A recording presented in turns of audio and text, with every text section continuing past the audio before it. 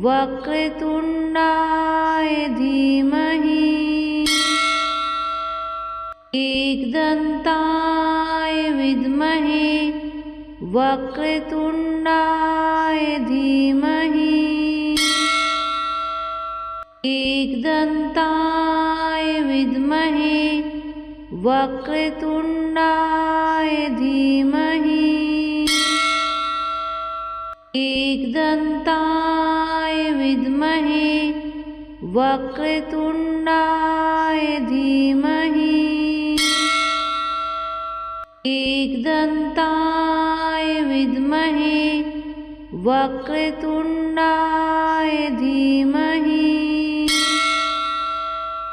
एकदन्ताय विद्महे वक्रतुण्डाय धीमहि एकदन्ताय विद्महे वक्रतुण्डाय धीमहि एकदन्ताय विद्महे वक्रतुण्डाय धीमहि एकदन्ताय विद्महे वक्रतुण्डाय धीमहि एकदन्ताय विद्महे वक्रतुण्डाय धीमहि एकदन्ताय विद्महे वक्रतुण्डाय धीमहि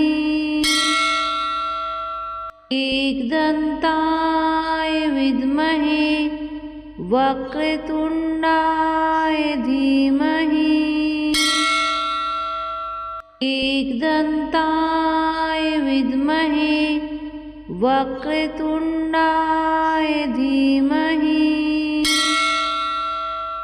एकदन्ताय विद्महे वक्रतुण्डाय धीमहि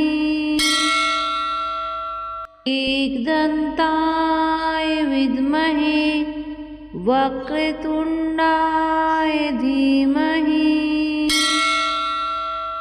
एकदन्ताय विद्महे वक्रतुण्डाय धीमहि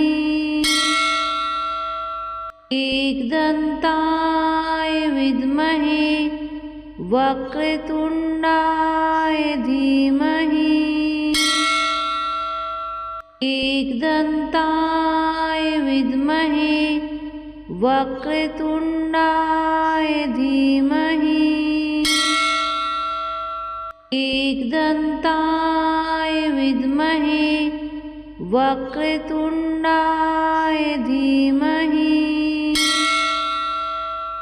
एकदन्ताय विद्महे वक्रतुण्डाय धीमहि